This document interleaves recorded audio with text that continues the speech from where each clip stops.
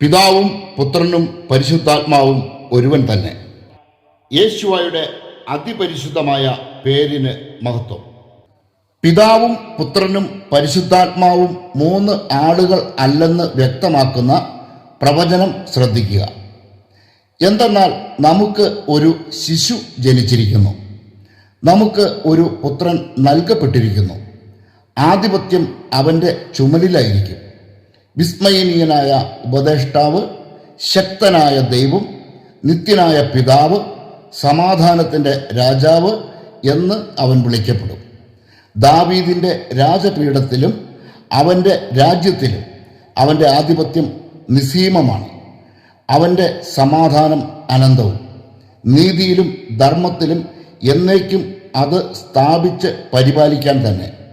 സൈന്യങ്ങളുടെ യാഹ്വയുടെ തീഷ്ണത അത് നിറവേറ്റും. യെശയ്യാഹിൻ്റെ പ്രവചന ഗ്രന്ഥം 9-ാം അധ്യായം 6-7 വാക്യങ്ങൾ. ഈ പ്രവചനത്തിൽ കൃത്യമായി പറയുന്നത് പോലെ പിതാവ്, പുത്രൻ, പരിശുദ്ധാത്മാവ് എന്നിങ്ങനെ വിളിക്കപ്പെടുന്നത് ദാവീദിൻ്റെ പുത്രനായി മനുഷ്യാവതാരം ചെയ്ത യേശുവ തന്നെയാണ്. പരിശുദ്ധാത്മാവ് എന്ന വാക്ക് ഈ പ്രവചനത്തിൽ നേരിട്ട് പരാമർശിക്കുന്നില്ലെങ്കിലും ആത്മാവിൻ്റെ വിശേഷണമായ ഉപദേഷ്ടാവ് എന്ന വാക്ക് ഇവിടെ കാണാം. വിസ്മയനീയനായ ഉപദേഷ്ടാവ് എന്ന് വിശേഷിപ്പിച്ചിരിക്കുന്നത് പരിശുദ്ധാത്മാവിനെയാണ്. ദൈവത്തിൻ്റെ ആത്മാവായ പരിശുദ്ധാത്മാവാണ് സത്യത്തെക്കുറിച്ചും നീതിയെക്കുറിച്ചും നമ്മെ പഠിപ്പിക്കുന്നത്. യേശുവയുടെ പ്രബോധനം ശ്രദ്ധിക്കുക.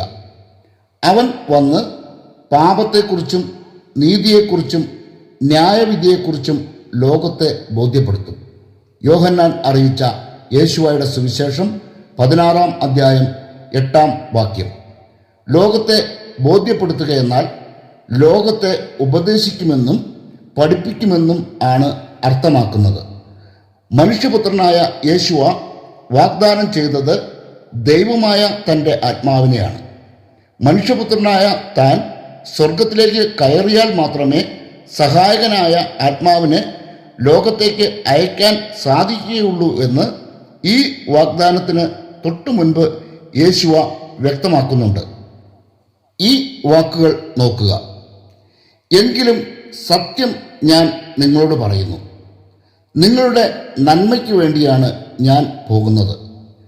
ഞാൻ പോകുന്നില്ലെങ്കിൽ സഹായകൻ നിങ്ങളുടെ അടുക്കിലേക്ക് വരികയില്ല. ഞാൻ പോയാൽ അവനെ നിങ്ങളുടെ അടുക്കിലേക്ക് ഞാൻ അയക്കും. യോഹന്നാൻ അറിയിച്ച യേശുവയുടെ സുവിശേഷം 16-ാം അധ്യായം 7-ാം വാക്യം. ദൈവാത്മാവെന്നും സത്യാത്മാവെന്നും വിളിക്കപ്പെടുന്ന പരിശുദ്ധാത്മാവിനെ നമ്മുടെ അടുക്കിലേക്ക് അയക്കുന്നത് ദൈവമാണെന്ന് പ്രവാചകന്മാരിലൂടെ മുൻകൂട്ടി അരുളി ചെയ്തിട്ടുണ്ട്. ഈ പ്രവചനം ശ്രദ്ധിക്കുക. അന്ന് ഇങ്ങനെ സംഭവിക്കും: എല്ലാവരുടെയും മേൽ എൻ്റെ ആത്മാവിനെ ഞാൻ വർഷിക്കും. നിങ്ങളുടെ പുത്രന്മാരും പുത്രിമാരും പ്രവചിക്കും. നിങ്ങളുടെ വൃദ്ധന്മാർ സ്വപ്നങ്ങൾ കാണും. യുവാക്കൾക്ക് ദർശനങ്ങൾ ഉണ്ടാവും. ആ നാളുകളിൽ എൻ്റെ ദാസന്മാരുടെയും ദാസിമാരുടെയും മേൽ എൻ്റെ ആത്മാവിനെ ഞാൻ വർഷിക്കും. യോയേൽ പ്രവചനം 2-ാം അധ്യായം 28-29 വാക്യങ്ങൾ.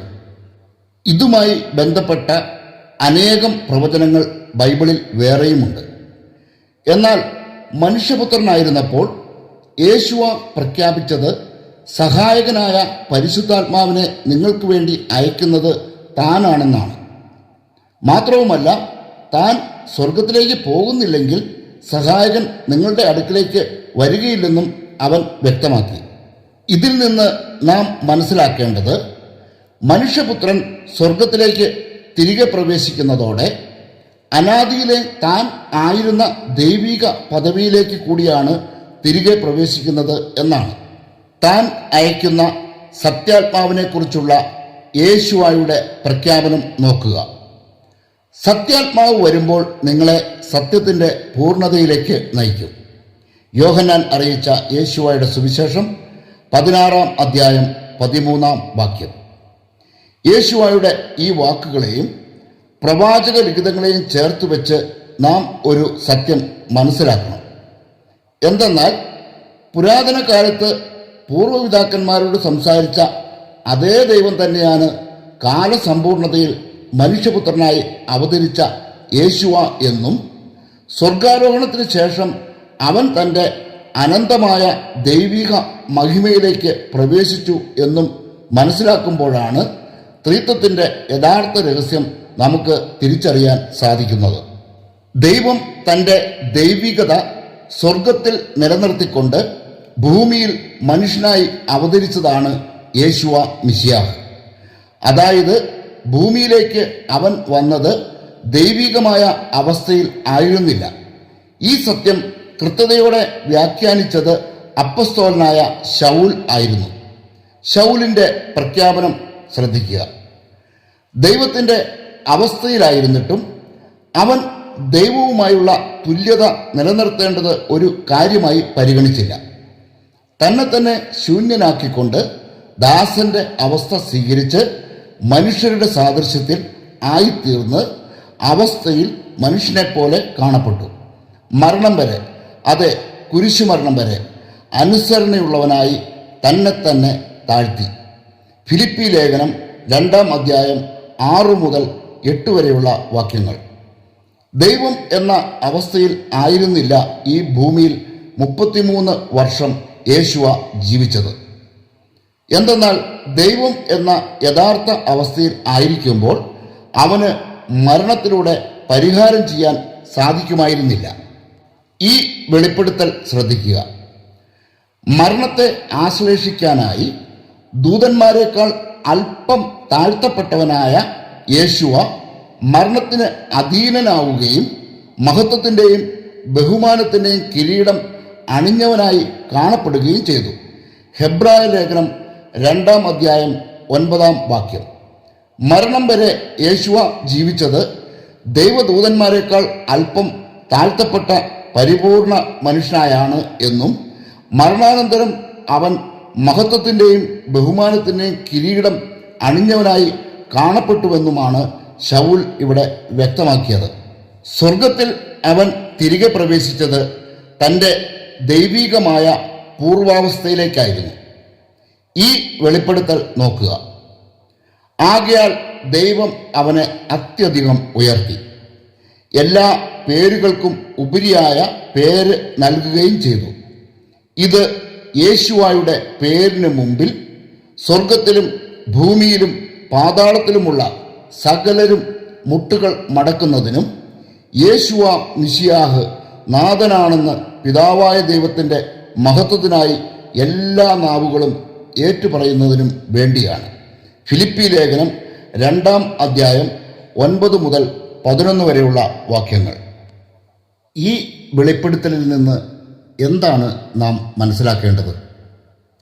യേശുവ ഈ ഭൂമിയിൽ പരിപൂർണ മനുഷ്യനായി ജീവിച്ചപ്പോൾ പിതാവേ എന്ന് വിളിച്ചത് താൻ സ്വർഗത്തിൽ നിലനിർത്തിയിരിക്കുന്ന ദൈവികതയെ ആയിരുന്നു.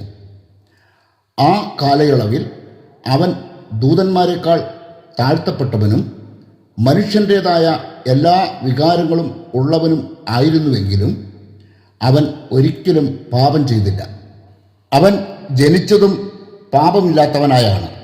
ഭൂമിയിൽ മനുഷ്യനായിരുന്നപ്പോൾ അവൻ പൂർണ്ണമായും സ്വർഗത്തിലെ ദൈവത്തിന് വിധേയനും അനുസരണമുള്ളവനും ആയിരുന്നു. ആകയാൽ ദൈവം അവനെ അത്യധികം ഉയർത്തി. ആ ഉയർത്തൽ ദൈവികമായ അവസ്ഥയിലേക്കുള്ള പുനഃപ്രവേശമായിരുന്നു. അതിനുശേഷം സ്വർഗത്തിൽ അവനല്ലാതെ മറ്റൊരു ദൈവമോ മറ്റൊരു അധികാര സ്ഥാനമോ ഉണ്ടായിട്ടില്ല. അതുകൊണ്ടാണ് അവൻ്റെ പേരിന് മുമ്പിൽ സ്വർഗത്തിലും ഭൂമിയിലും പാതാളത്തിലുമുള്ള സകലരും മുട്ടുകൾ മടക്കുന്നത്.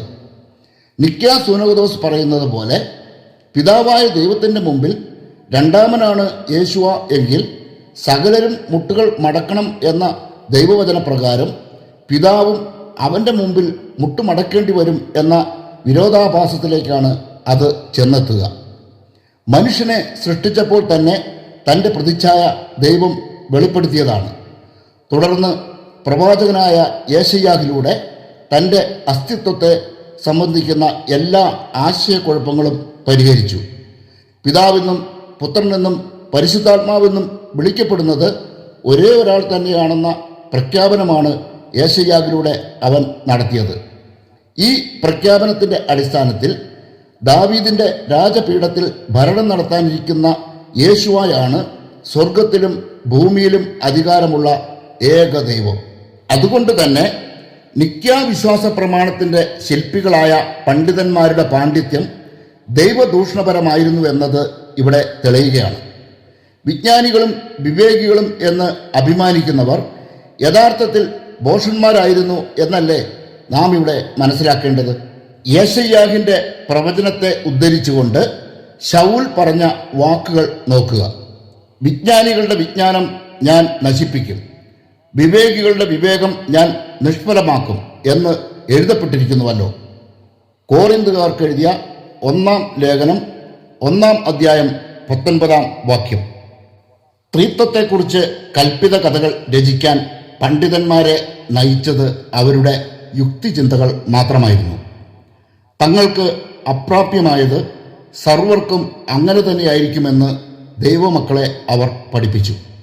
വിശ്വാസികളുടെ മേൽ ആചാര്യ സമൂഹം സ്ഥാപിച്ച ഈ അധീശത്വം നിലനിൽക്കുന്ന കാലത്തോളം വചനസത്യങ്ങൾ ഗ്രഹിക്കാൻ അവർക്ക് സാധിക്കില്ല.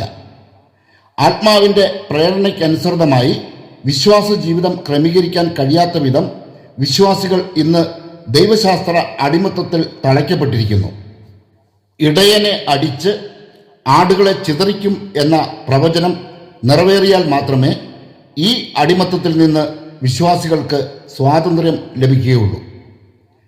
പൂർത്തിയാകാനിരിക്കുന്ന ആ പ്രവചനം ഇതാണ്: സൈന്യങ്ങളുടെ യാഹുവേ അരുളി ചെയ്യുന്നു, എൻ്റെ ഇടയനെതിരെ, എന്നോട് ചേർന്ന് നിൽക്കുന്നവനെതിരെ വാളെ നീ ഉയരുക, ഇടയനെ വെട്ടുക, ആടുകൾ ചിതറട്ടെ, ദുർബലർക്കെതിരെ ഞാൻ കരം ഉയർത്തും. ശെക്കര്യാവിൻ്റെ പ്രവചനഗ്രന്ഥം 13-ാം അധ്യായം 7-ാം വാക്യം. നിക്ക സൂനകദോസിന് ശേഷം വിശ്വാസികളുടെ മേൽ ആധിപത്യം സ്ഥാപിച്ച വ്യാജ ഇടയന്മാരിൽ നിന്ന് ആടുകളെ മോചിപ്പിക്കും എന്നുള്ള ആശ്വാസകരമായ പ്രഖ്യാപനമാണ് ഈ പ്രവചനം. ഈ യുഗാന്ത കാലത്ത് അത് സംഭവിക്കും. ആകാശവും ഭൂമിയും സൃഷ്ടിച്ച ദൈവത്തെ സംബന്ധിക്കുന്ന യഥാർത്ഥ സത്യമാണ് വചനാധിഷ്ഠിതമായി ഇവിടെ വെളിപ്പെടുത്തപ്പെട്ടത്. എന്നിരുന്നാലും അനേകം ചോദ്യങ്ങൾ ഇതുമായി ബന്ധപ്പെട്ട് ഓരോരുത്തരുടെയും ചിന്തകളിൽ ഉയർന്നു വരും എന്ന കാര്യം ഉറപ്പാണ്. ഈ ചോദ്യങ്ങൾ ഉന്നയിക്കപ്പെടുകയും ചെയ്യും. എന്തെന്നാൽ അത്രത്തോളം വലിയ ആശയക്കുഴപ്പങ്ങളാണ് വചനത്തെ ദുരുപയോഗിച്ചുകൊണ്ട് ആചാര്യന്മാർ ഈ വിഷയത്തിൽ വിശ്വാസികളുടെ ഇടയിൽ സൃഷ്ടിച്ചിട്ടുള്ളത്. ആയതിനാൽ ബൈബിൾ വാക്യങ്ങളെ ഉയർത്തി ഉന്നയിക്കാൻ സാധ്യതയുള്ള ചോദ്യങ്ങൾക്കുള്ള മറുപടിയിലേക്ക് മനോവ കടക്കുകയാണ്. ഈ ചാനൽ ഇതുവരെയും സബ്സ്ക്രൈബ് ചെയ്തിട്ടില്ലാത്തവർ സബ്സ്ക്രൈബ് ചെയ്യുകയും ബെല്ലൈക്കൺ അമർത്തുകയും ചെയ്യുക. ഈ സന്ദേശത്തിൻ്റെ പൂർണ്ണരൂപം കമൻറ്റ് ബോക്സിൽ പിൻ ചെയ്തിട്ടുണ്ട്.